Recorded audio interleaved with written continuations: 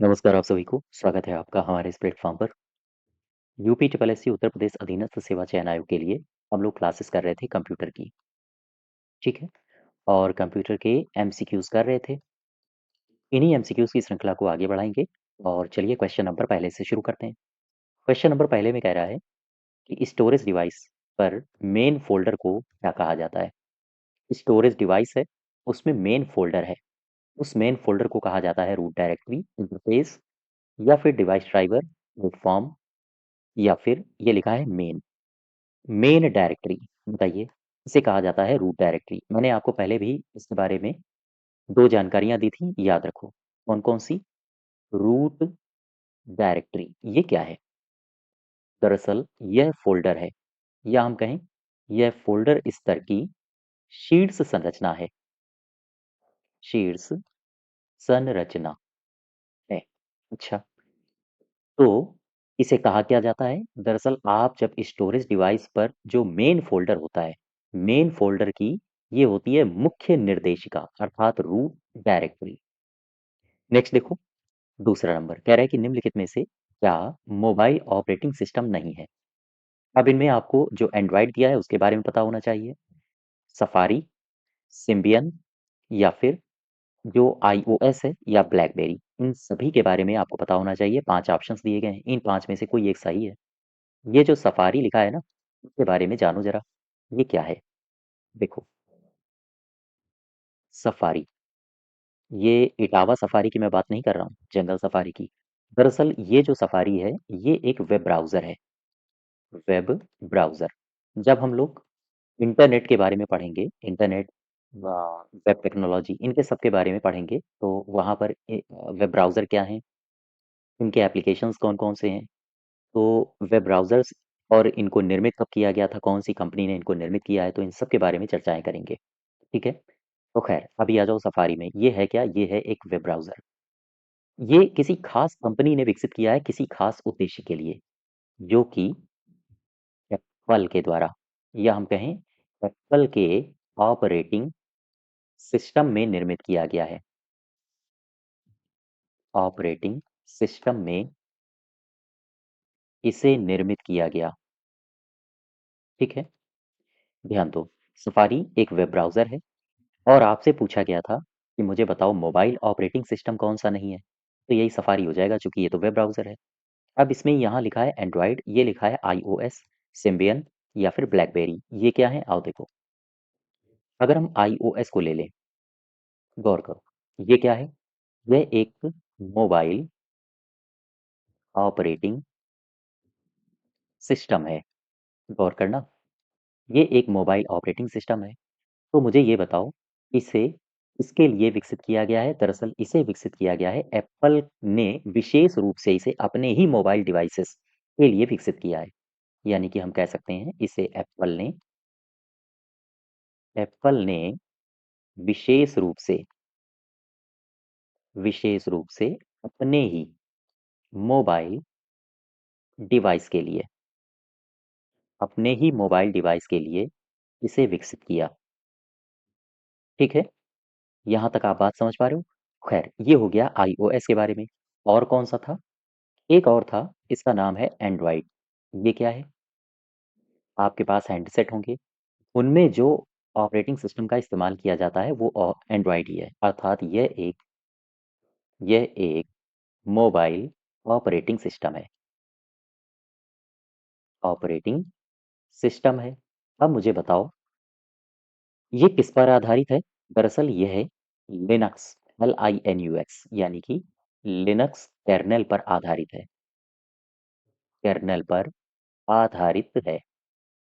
ठीक। इसके अलावा और क्या इसके फीचर्स हैं? इसका विकास किसने किया मुझे बता दो। यहाँ विकास से संबंधित प्रश्न आपसे प्रीवियस ईयर्स में पूछा जा चुका है, ध्यान रखिएगा। गूगल ने इसका विकास किया, गूगल ने। अच्छा, एक और था, इसका नाम था, देखो जरा, सिम्बियन। देखो, ठीक। अब इसमें मुझे ये बताओ, ये जो सिम्बियन है ये क्या है? दरअसल यह भी एक मोबाइल ऑपरेटिंग सिस्टम है। यह भी मोबाइल ऑपरेटिंग सिस्टम है। अच्छा, अगर ये मोबाइल ऑपरेटिंग सिस्टम है, तो ये कोई ना कोई तो ऐसा पीरियड होगा जिस समय ये काफ़ी चर्चा में रहा होगा। हाँ, सन 2000 के दशक में ये काफ़ी लोकप्रिय था और इसका जो विकास किया है, इसे विकास किसने किया या हम कहें इसे विकसित किसने किया था? आप बताओगे। सिम्बियन लिमिटेड के द्वारा इसको विकसित किया गया है। इसे विकसित किया गया। ठीक, वापस आ जाओ अपने क्वेश्चन में। सही उत्तर हो जाएगा सफारी। अच्छा, यहीं पर एक और ऑप्शन दिया था, ब्लैकबेरी। ये क्या है? आओ इसको भी देख लो। ये दिया है ब्लैकबेरी, स्ट्रॉबेरी, ब्लैकबेरी। ध्यान दो, ये ब्लैकबेरी क्या है? ये ब्लैकबेरी ये भी एक मोबाइल ऑपरेटिंग सिस्टम है। ये भी एक मोबाइल ऑपरेटिंग ऑपरेटिंग सिस्टम है। ठीक, चूंकि मोबाइल ऑपरेटिंग सिस्टम है तो किसी न किसी ने तो बनाया होगा। हाँ, इसे बनाया है ब्लैकबेरी लिमिटेड ने। ब्लैकबेरी लिमिटेड ने, और ये कनाडाई कंपनी है। हालांकि इसका उपयोग अब बंद हो गया है। कनाडाई कंपनी। ठीक है, किसने विकसित किया? खैर, यहाँ सही उत्तर हो जाएगा सफारी। तीसरे नंबर में देखो, संक्षिप्ताकार संक्षिप्ताक्षर BIOS। हालांकि ये तो काफी सिंपल है, आपको पता ही होगा, बेसिक इनपुट आउटपुट सिस्टम। यही सही हो जाएगा। यहाँ देखो, ये गलत है, सिस्टमाइजेशन गलत हो जाएगा, इंटरनल गलत है, इनर गलत है, और यहाँ पर सर्वर गलत है। ये सारे के सारे गलत हो जाएंगे, केवल और केवल बी पार्ट सही है। नेक्स्ट देखो चौथा, एक ऑपरेटिंग सिस्टम मल्टीटास्किंग ये कर सकता है का क्या अर्थ है? ऑपरेटिंग सिस्टम मल्टीटास्किंग कर सकता है, इसका मतलब होता है कि ऑपरेटिंग सिस्टम काम को कई सीपीयूज के बीच डिवाइड कर सकता है। ठीक, ये भी सही है। दूसरे में आओ, बहुत से प्रोग्राम साथ साथ ऑपरेट किए जा सकते हैं। हाँ, बिल्कुल सही है। और बहुत से लोग साथ साथ कंप्यूटर का उपयोग भी कर सकते हैं। हाँ, ठीक है। उपयुक्त सभी सही हो जाएंगे। यहाँ पर डी पार्ट। नेक्स्ट देखो, कह रहा है कि ये ऑप्शंस दिए हैं, इन ऑप्शंस में से आपको यहाँ पर फिल करना है। फिर आपसे कह रहा है कि फाइल नाम और संभवतः डायरेक्टरी या फोल्डर भी होता है। फिर से समझो क्या कह रहा है। कह रहा है कि इनमें से क्या है जो फाइल नाम और डायरेक्टरी या फोल्डर भी हो सकता है। ये है फाइल डायरेक्टरी। ध्यान दें, पांचवे का सही उत्तर हो जाएगा, फाइल डायरेक्टरी में फाइल नाम और डायरेक्टरी या फोल्डर भी हो सकता है। क्वेश्चन नंबर छठा, कह रहा है MS डॉस में किसी फाइल का नाम परिवर्तित करने के लिए इस कमांड का इस्तेमाल किया जाता है। देखो, यहाँ से मैं दो कमांड आपको बताता हूँ, इन दोनों कमांड्स को ध्यान रखिए, प्रीवियस ईयर्स में पूछी गई हैं। मैं बात कर रहा हूँ MS डॉस की।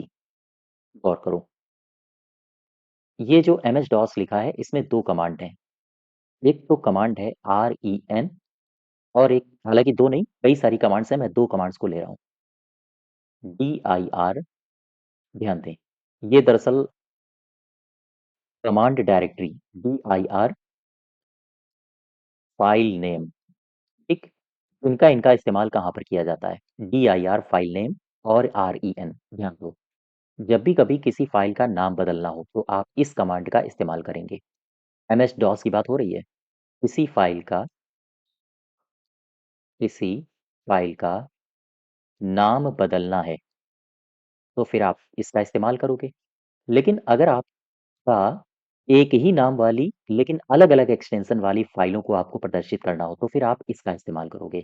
यानी कि एक ही, गौर करना, एक ही नाम वाली लेकिन अलग-अलग अलग-अलग एक्सटेंशन वाली सभी फाइलों को प्रदर्शित करना है तो फिर आप इसका इस्तेमाल करोगे। यानी कि अलग-अलग एक्सटेंशन वाली सभी फाइलों को प्रदर्शित करती है।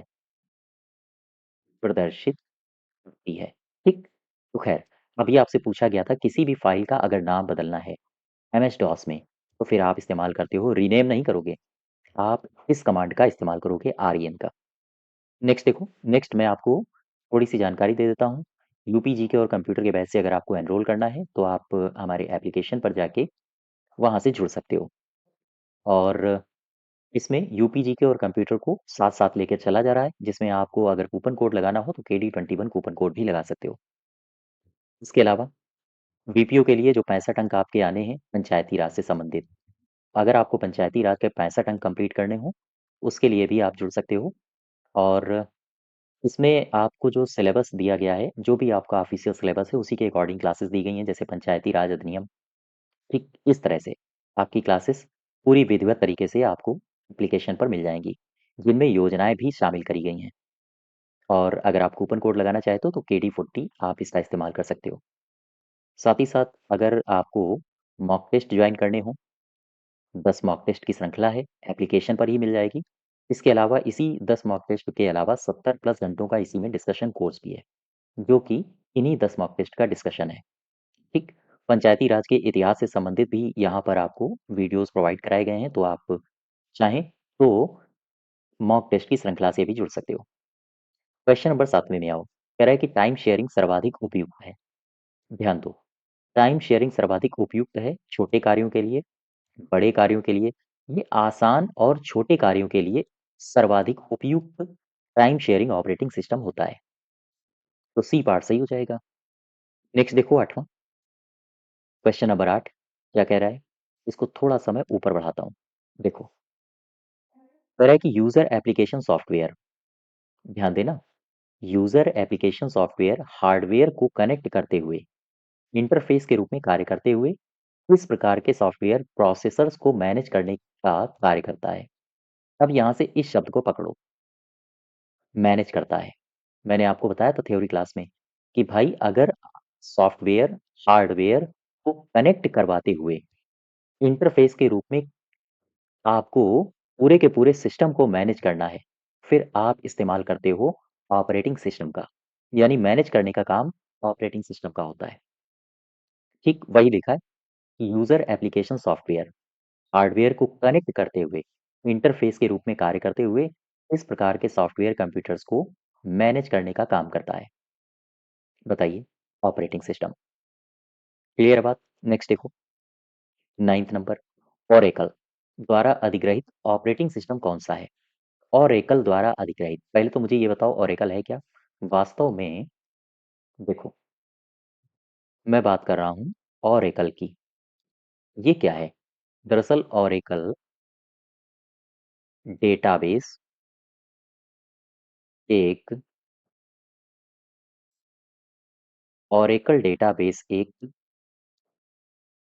रिलेशनल डेटाबेस प्रबंधन है।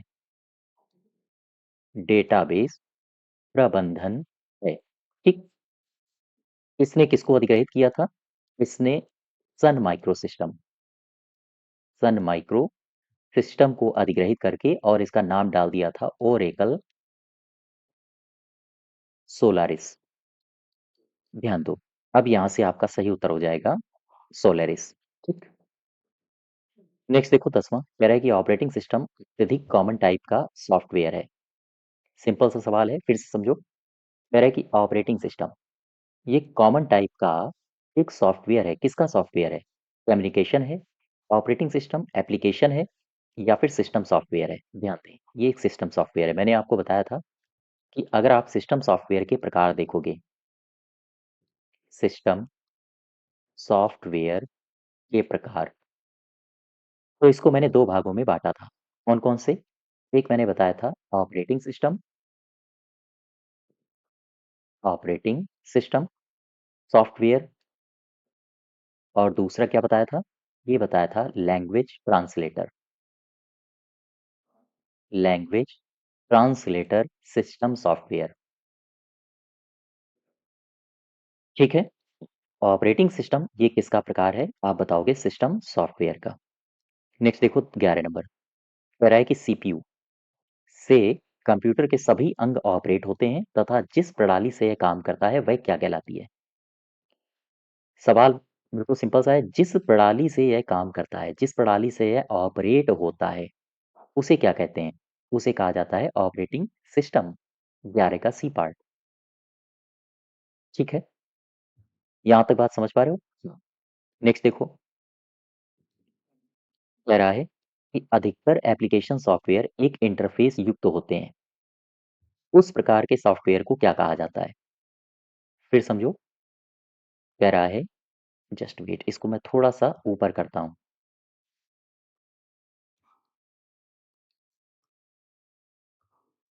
देखो, सवाल को पढ़ो। कह रहा है कि अधिकतर जो एप्लीकेशन सॉफ्टवेयर होते हैं, ठीक? गौर करना, वो एप्लीकेशन सॉफ्टवेयर एक इंटरफ़ेस युक्त होते हैं, इंटरफ़ेस युक्त। उस प्रकार के सॉफ्टवेयर को क्या कहा जाता है कॉमनली?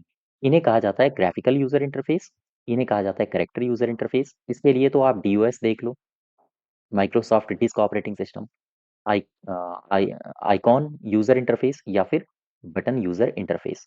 इसे कहा जाता है ग्राफिकल यूज़र इंटरफ़ेस। ठीक है? 12 का ए पार्ट। नेक्स्ट देखो, क्वेश्चन नंबर 13।